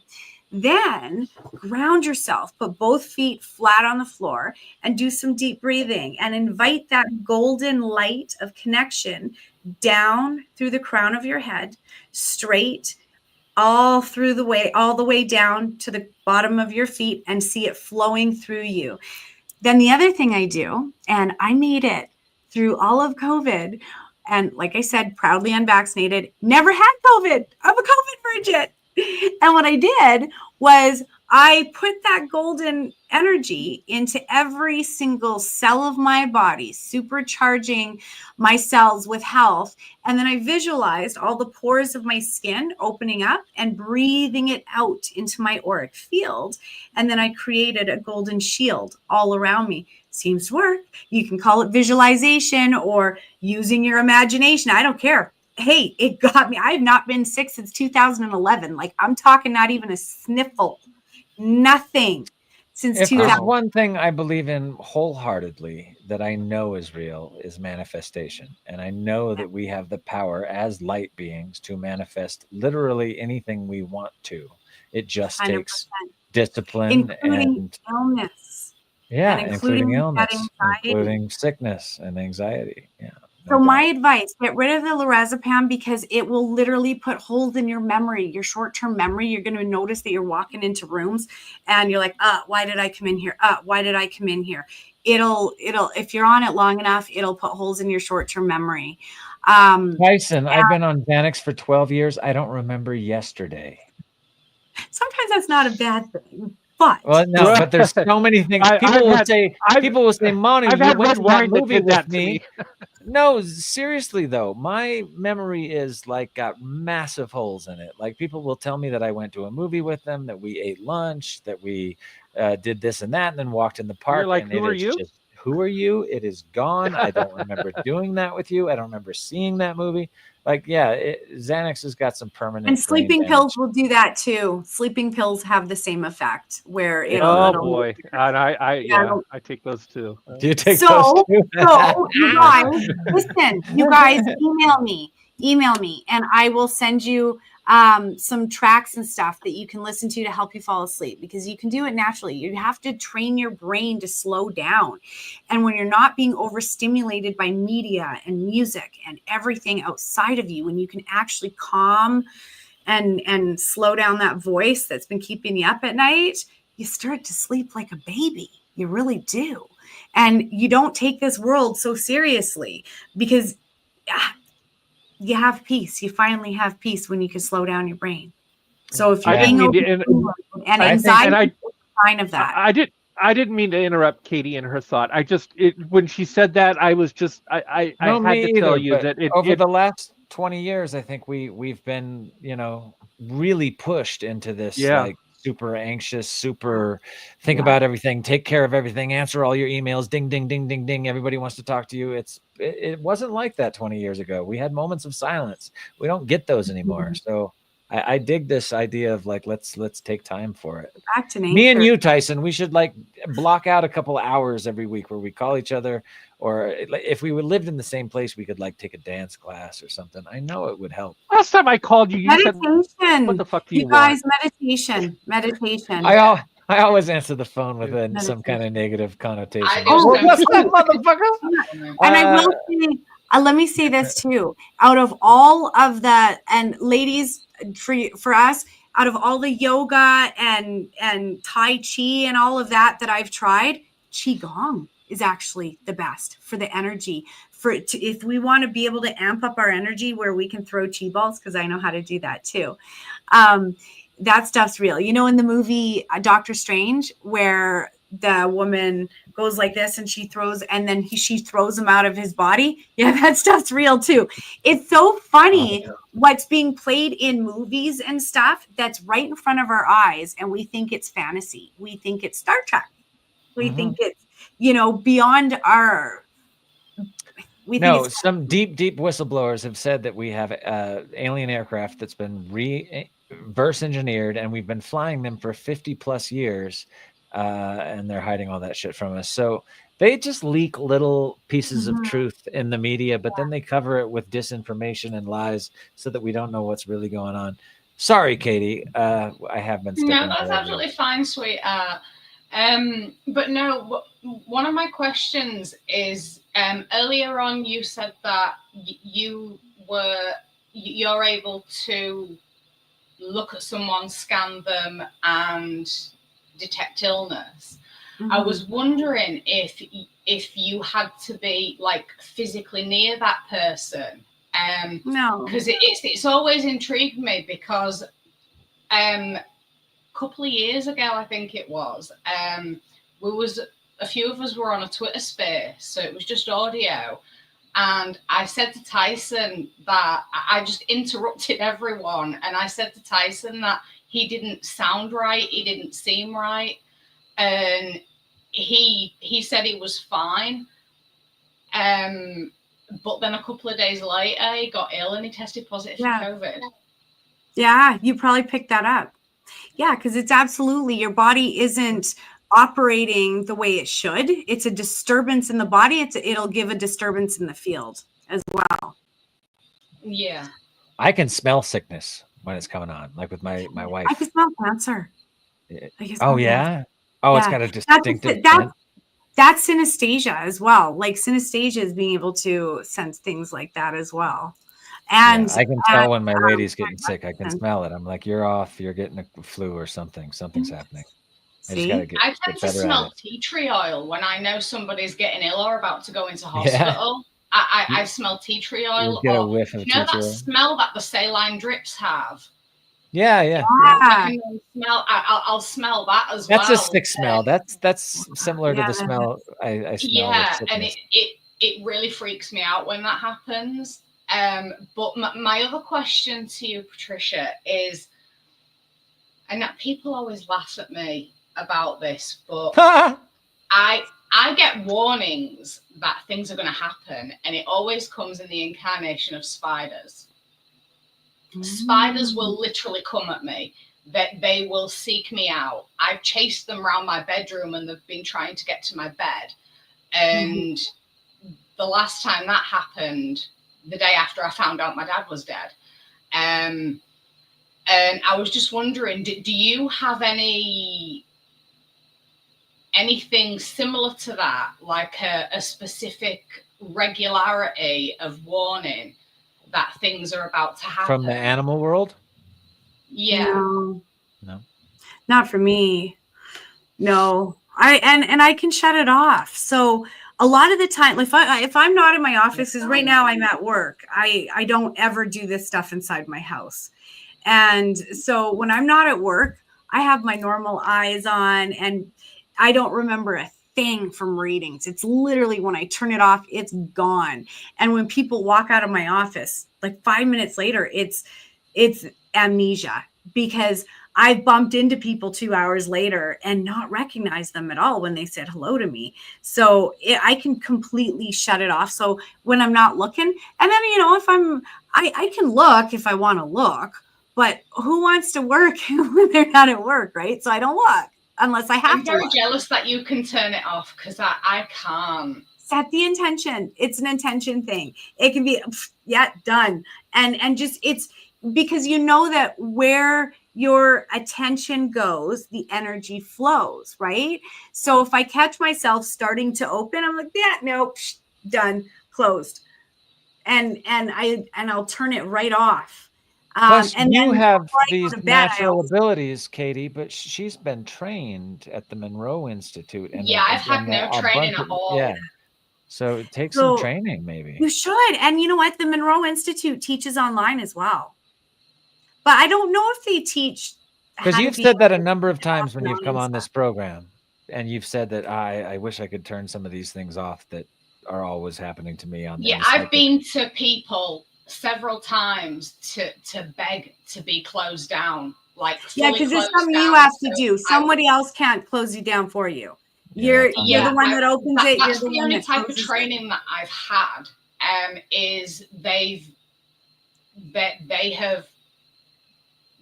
tried to show me how to close myself down, and I tried to do it for so many years, and I couldn't, and I was basically told that it wasn't meant to be, and then I went through a lot of trauma back in 2019, and I inadvertently closed myself off. Then I slowly started to open up again, and I'm like, do you know what? This isn't too bad. This is, I can deal with this. I mean, I sense spirit around me 24/7. I'm quite happy with that. And then we did a remote viewing episode earlier on in the year, and I decided to participate, and I opened myself up more than I had done in a while, and I've not been able to close myself off since. Now, as much as I've tried, I've just come to the conclusion that, it is what it is. And it does my head in sometimes, but it kind of works in my favor as well in other ways. I mean, luckily I'm not actually, working with that side of things at the minute. So there might be a class there online, though, like she said, that you could take to turn yourself off or learn how to shut yourself down. Okay, so it's a channel. It's like turning the channel, and it's like it's turning the frequency, turning the channel. So the other thing that you can do too at the end of the day is literally visualize and say it to your guides. I'm shutting down now. I'm turning the dial to off. And same thing with like visualizing a light switch, turning that off, or zipping yourself up with full of protection. There's different ways to be able to just signify to spirit, okay, leave me alone. So try. People are talking about Mountain Dew and smoking weed, and where's this conversation going? Stop it. Okay, where is this going? I don't have too much more time. Yeah, okay, so let's take I think we got two or three more questions. Who's next? Hey, Mind Talker Thomas. I know that guy. How are you, Chuck Pearson? I know Mind Talker Thomas. I know his real identity. I went to high school with this gentleman. You can call me Chuck, dude. You can call me Chuck. His aura is popping right now. Nice your aura is going off. Full rainbows, I know, man. right? It is wild. I'm seeing auras looking at you, man. Man, it's just going crazy. I don't know why. How you doing out there? Good. Wonderful. How are you doing? Good. Patricia, I had a question. Of all your cases you've done, psychic investigations, is there one that kind of comes through that if you had to make a movie, you'd pick it and say, I have to make a movie out of this one because this one really got to me, or this one really stood out to me during my work? Which one would you pick? Could you let me know about that one? There's a couple of them, actually. There's a couple of them. One of my earliest cases, and I got to be careful what I say because it's still an ongoing investigation, believe it or not, even though the person went missing in 2011. And they found the body exactly where I said. So what I have to do is I have to take what I see in here, and I have to then go onto Google Earth and drop pins, and then give that to search and rescue. I drop pins where I tell them to search, right? And then they go search that area. Well, I had dropped pins on the suspect's property back in 2011, and they, for small town BC, I don't know why they never got a chance to check it, but they finally have, and they, at one point in the investigation, actually it was right after she went missing, they even flew me out there and I pegged that property. They told me that if you can take us to his property, we'll make sure to have a search warrant. And this is in the middle of backwoods, BC, where, of course, no map. I'd never been there before, nothing. And I did it purely on my senses, purely on my intuition. And I led them right to the bastard's front door. And they didn't have a search warrant back then. And so they Good just old coppers. Yeah. And so they just finally got her body, but for some messed up reason, they still haven't made an arrest. And so that infuriates me because all those years I knew exactly where she was, and I had handed in my report, I don't know how many times, to the local police, to FindMe, to everyone. FindMe's hands were tied because they're an American organization, but it was actually my first Canadian case that I did on Canadian soil. Sorry, there's a fly in my office. It's like going like this. I've had that happen a couple times. God, it's so annoying. At one point, it landed on my nose while we were talking. Anyways, maybe you do have some kind of animal. Maybe I'll have to look that up. What Maybe does that flies come to tell you little messages. You're just not listening close enough. Good energy. If you put out good energy, all life form is attracted to you, right? That's true. It is true. It is very, very true. So this guy or gal hasn't been arrested yet, and they found the body. And I know who did it. I told them. Yeah, on his property. And I told them right from the get-go. I even gave them the suspect's name. And they still have not. So I don't know. That investigation, it really, really bothers me. And I think that there's a lot of incompetence. And I don't know, maybe there's some shady stuff there. I don't know. But at this point, they should have made the arrest. So, and they haven't. Documentary, good idea. Somebody wants to take that on. Someone get on it. If they can get any more information out of Patricia and go up there and get those guys talking, find the corruption, find why that ain't happening. Okay, do we have one more person? We've got two more. We've got Dave, and then we have Mind Talker Thomas. Chuck, I didn't mean to completely cut you off, but that was a question, right? All right, cool. I love you, man. Thanks for tuning in. Thank you for the question. Dave Prime, go ahead, Dave Prime. Hey, let's see. I got to ask a quick question. My baby sister has done her Ancestry.com. Does that mean that they have my information and our other brother's information too then? Yep. It's a spider web. It's a network. Yeah. They got everybody that's genetically ever connected to that child. Everyone. Oh, goody. But you mentioned earlier about the grounding with the crown and the going into the ground and stuff. That's a thing. The paranormal group I was with, we did that before every single investigation. The lead just walked us through that just to ground ourselves, to center ourselves. But say that's good to hear. Something works. It works. Yeah, it does. I mean, cells, and then push it out through the pores of your skin and out into the auric field, and it does. It works. I got through COVID, and if you think about it, how does COVID get in from out here? Well, if it can't get through your auric shield, it's not entering your body. Well, I've had it, so on that, but going with with the paranormal group, we did a lot of psychometry. What are your thoughts on psychometry? Oh yeah, as it a works. And what is it? Like, I don't even know what psychometry Psychometry is the ability to say, hey, I'm taking this gum container and finding out that so and so's dead grandmother owned it. That it's reading the energy of a thing. Of the object. Yeah. It's trying to tell you something. It's really good. And it keeps landing on my nose.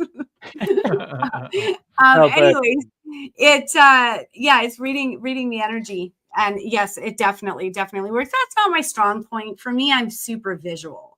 I'm all about reading the energy that's coming off of the picture or else off of the person that's in front of me. I got a story for you, Patricia. I had this really weird psychic experience that my psychic ability must have been on that night. I was driving to Colorado for my first time, and I was going up over the bluffs. I love to drive over distances at night. I like night drives where I can just go 90 and suddenly, I'm there. So it's a night drive. I'm going over somewhere in Utah, and I just pull over at a rest stop to take a pee and maybe get some sleep, charge up, little 20-minute power nap. I walk out. The rest stop is empty. There's one car all the way down on the end, but I walk out to urinate, and there's all these kind of like Joshua trees. We're in Utah, rocky rock faces. It's a very strange. I'm getting a strange vibe as soon as I step into the just into the wilderness a little bit from where the car was parked. And then suddenly I looked over at a rock formation, and I saw Native American women with chains on their necks and an old Indian dude just like standing there looking at me with hurt and anger and frustration in his eyes, and white guys with like guns and whips. And I was like looking at all this, and it only happened like that. It wasn't like I was watching a play. It was just this kind of quick. And the Indian dude is the guy I remember the most. The old Indian guy looking at me with like, why stop this? Wow. And I got really weirded out by it, to all the way to the point where like, I got to get out of this place. There's something in this land that isn't cool. I'm fucking gone. I got in my car and I drove away. I told my girlfriend about it my wife about it when my heterosexual life mate about it when I got here. And so 6 months later, I'm driving back the same direction, and I noticed the land, and I also noticed the exit sign that was two exits past. It said Ghost Rock or something like that. And so I went, oh, that's where I got off the road and saw that shit that night that really freaked me out. Let's stop and see it during the daylight. During the daylight, they had all these signs about what Ghost Rock was, where we were, and they were all about the Indian slave trade that went down through Utah to old New Mexico, and about the vandals and the bandits and what they did to these Indian tribes and how they sold these slaves. And I was like, I got a clear picture of that the first time through here, but I wasn't looking at the pictures. I wasn't reading so it was pretty neat to know that, like, okay, the land, when you say, what's that called, Dave? Psychometry. When you hold something, the land had the memory. The land was holding the memory. It felt like. So that's a geographical imprint. That's what that's called. Yeah, a geographical imprint. Yeah. It felt like the pain was like of that moment was like stuck in those rocks and those trees and that area. Well, especially if there's any like limestone or something like along those lines, that can definitely like hold on to that energy even longer. Oh yeah, because particular rocks have particular memory fields. Absolutely. Like so you know how they say diamonds are forever? The reason why they say that is because once you imprint or you put a program in a diamond, you can never take it out. It will always be there. You can overwrite it, but you can't ever take it out once it's been imprinted. Diamonds really are forever. So they're record keepers. So Herkimer diamonds, and same thing with quartz. Quartz is a different frequency and a different type of record keeper. But diamonds are the highest vibrational record keeper that you can wear. And so they're easy, really, diamonds are really easy to read the energy off of because it's in there. Okay. I'm sorry, Tyson, but I have to say one more thing because I think. So you never want to buy a secondhand engagement ring ever. You never want to do that and buy one. Unless it's like a hand-me-down from grandma and she was wonderful. Yeah, exactly. And grandpa was wonderful. Don't buy it, but take it. Anyway, I think at some point with your OBEs and remote viewing, at some point these AI quantum computers and things like that are going to be able to do the same thing you're doing, and you're gonna. If it might be possible in your lifetime that you go and actually see an AI supercomputer out there and talk to it in an OBE situation. That is what my mind has been on the last 20 minutes. Yeah, because I think these computers are going to get I've smart heard enough of that, to start doing actually. this. Is it? have heard of People are already working on it? Yeah. There are people that I'm part of a group that I can't say too much about, but that exact thing has come up in the group. No, it's CIA. It's not. Okay, we have our last caller because I know you got to get going. So here's our last caller, Zach. Way over time. Zach, what's happening, my buddy? Hi, Zach. Howdy. How's everybody doing tonight? Good. How are you doing? I'm doing all right. My question for you, Patricia, is I'm gonna pick your brain about the past. Is there any way that we can tap into learn our past, say our past selves or our genetic coding, and what we need to do to achieve like a Christ consciousness? Absolutely. Meditation. I would definitely say that meditation is the greatest door opener when it comes to this. And same thing with the deeper that you can visualize. So one of the greatest things that my mom did to me, and I hated it when I was a kid, was she would read me books that had no pictures in it. And I always hated that. And I remember asking her one night, why do you keep reading? I want the books that have the pictures in it. And she'd make up stories and, instead of reading us the picture books. And she goes, no, I want you to use your imagination. You tell me what the character looks like. You tell me what the grandma and the gingerbread house looks like, right? And she'd make me visualize as a kid. And so one of my greatest natural things is to visualize everything a person is saying to me. I visualize it. And that's kind of like, I don't know, a trick of the trade, or not a trick of the trade. None of this is tricks. None of this is parlor tricks. But one of the exercises of the trade is to visualize what everything a person is saying to you, visualize it. Because when after you're going to get certain visuals inside of your head. Why are you seeing things that way? And you don't know how much of what you're seeing you're actually psychically picking up and sensing, right? You won't know that until you start asking. So it's meditation. It's doing third eye exercises. What did you say? Sorry? What kind of meditation? Well, I do a lot of the Monroe Institute meditations. They've got a really good app called the Expand app, and they've got tons on there. And I love it because they use the binaural beats.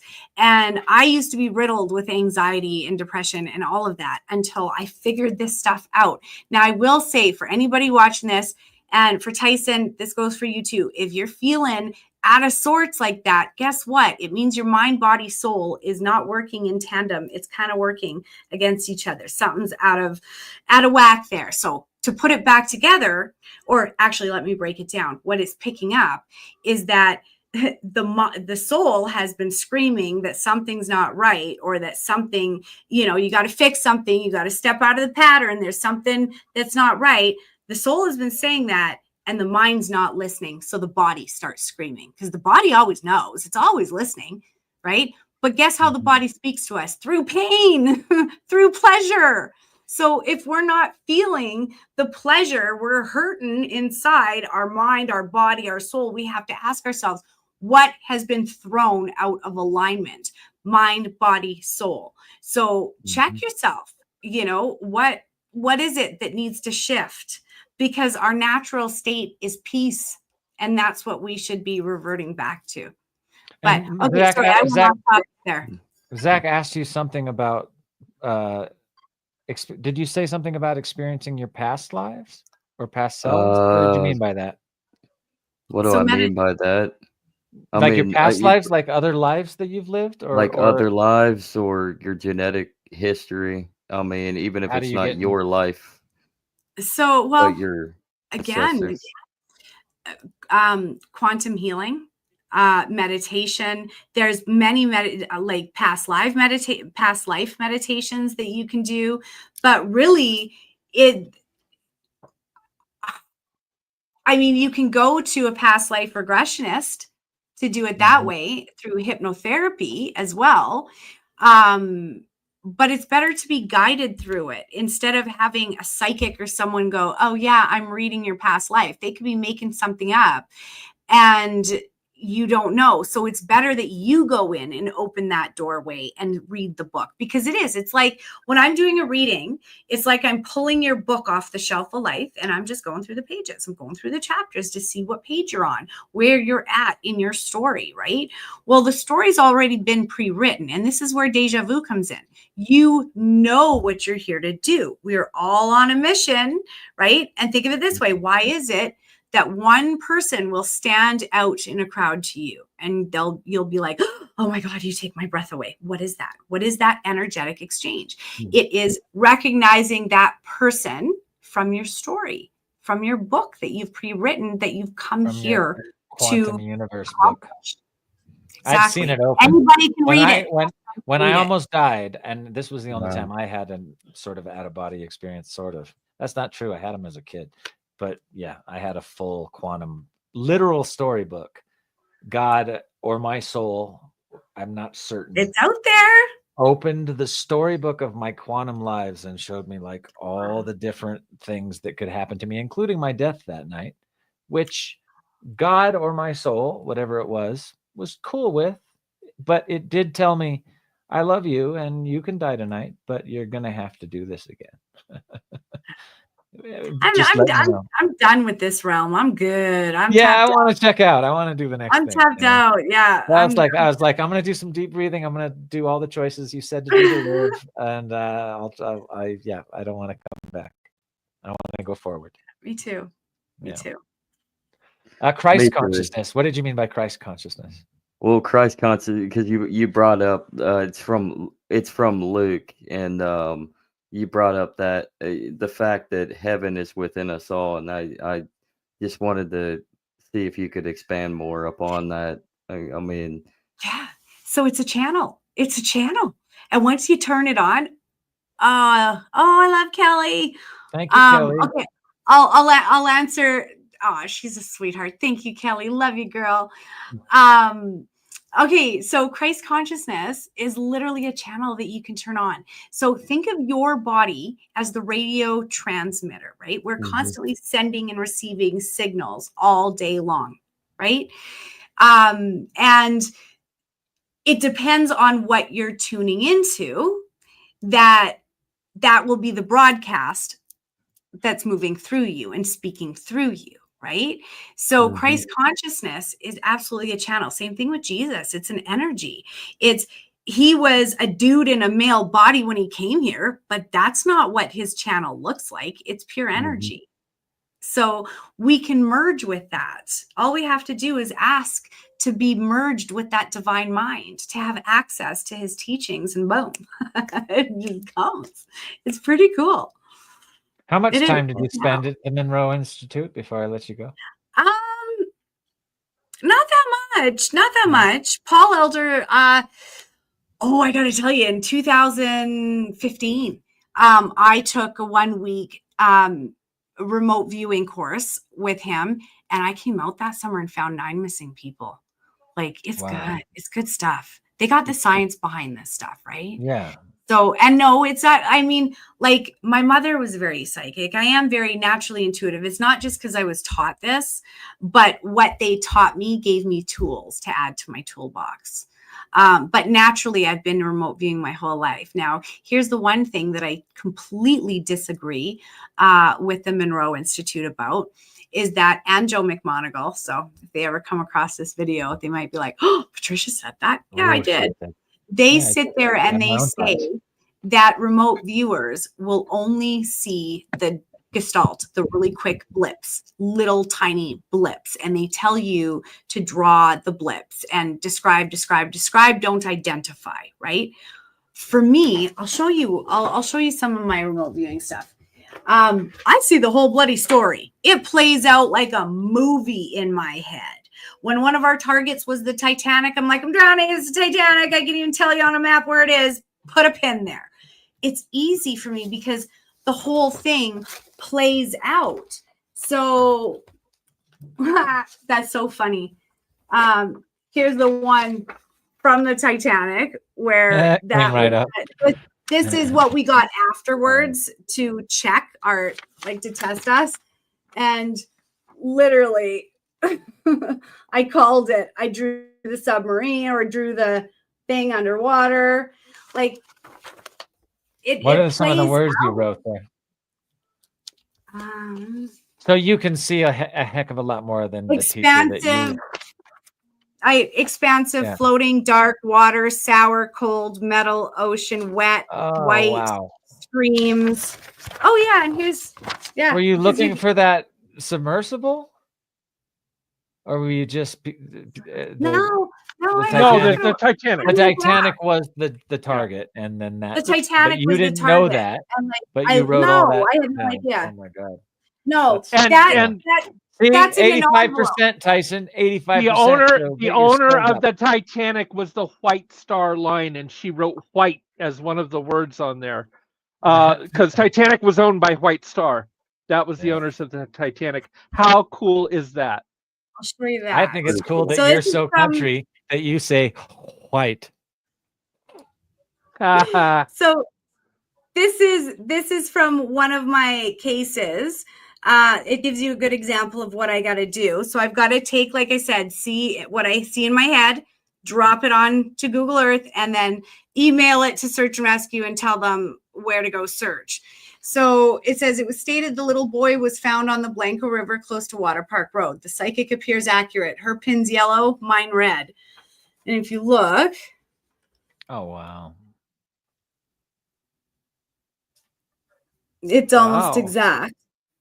So yeah, and so you can float down from like that high above in your OBE. Yeah, but it wasn't like, there's different methods that I use. Like, I also use hand dowsing to make sure that I'm accurate, because I can literally feel the little tickle, the little blip will hit me on my hand when I wave my hand over a map. So I can, there's a bunch of different methods on how to be able to do it or how to look. So yeah, I was gonna say that just it seems so skillful to be able to like use Google Earth and be like, yeah, I saw the river and I saw the bend in the river and I saw the body on the left side of the river. So it's like that. Let me just raise myself up to get a better view of this place. All right, Google Earth. Where is it? That's exactly what it's like. That's exactly what it feels like. What you just described. That is wild, and all for free. You've done this all for free. 35 people you found. 35. Well, yeah. Thank you for what you do. Thank you for sharing with us a little bit of how it looks and how it works. Thank you for joining us on the program tonight and having these dangerous thoughts with us. Thanks for taking the time. 56 minutes overtime for me tonight. It's not a new world record, but it is a long show. I just want to say thank you so much. It was a pleasure talking to you, and I feel like I got to know a little bit about you and not just your robotic Barbie doll perfection outside. Tyson, I love you, man. All the jokes are always jokes. You're the man. Thanks for showing up every week, and thanks to everybody for listening to Dangerous Thoughts. We'll see you again next week. I don't know what's on the calendar, so just tune in. It'll be awesome. See you next week, everybody.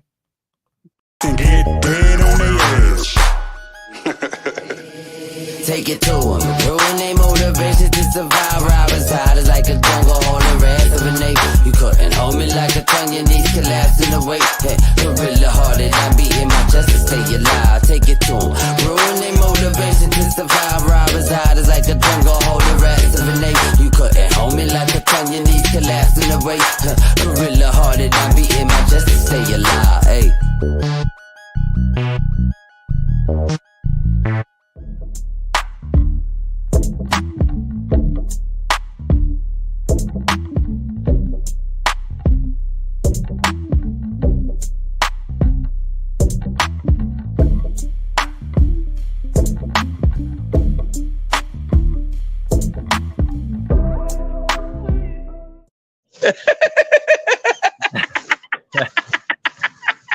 Ah!